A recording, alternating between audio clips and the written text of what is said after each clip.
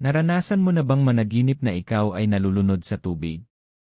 Isang nakakatakot at nakaka-stress na panaginip na kadalasang nag-iwan ng kaba paggising mo.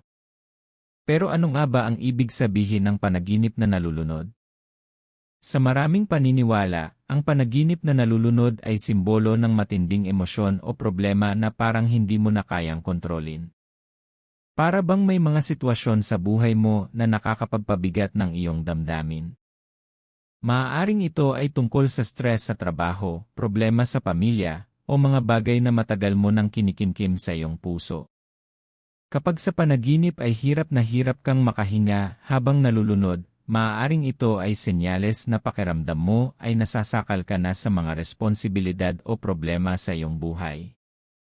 Kung sa panaginip naman ay may taong nagligtas sa iyo mula sa pagkalunod, ito ay maaaring simbolo na may darating na tulong o may taong handang sumuporta sa iyo sa oras ng iyong pangangailangan.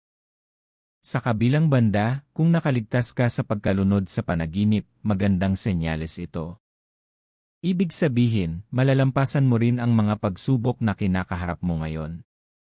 Minsan, ang ganitong panaginip ay paalala rin na alagaan ang iyong emosyon at mental na kalagayan. Huwag mong hayaan na lamunin ka ng stress at mga negatibong kaisipan. Tandaan, ang mga panaginip ay kadalasang refleksyon lamang ng ating isip at nararamdaman sa totoong buhay. Kung napanaginipan mo ang pagkalunod, maaaring ito ay isang paalala na huminto sandali, huminga, at ayusin ang mga bagay na nagpapabigat sa iyong kalooban. Ikaw, naranasan mo na bang managinip na nalulunod? Ibahagi mo ang iyong karanasan sa comment section. At kung gusto mo pang malaman ang kahulugan ng iba't ibang panaginip, huwag kalimutang mag-like at mag-subscribe para sa mas marami pang ganitong videos.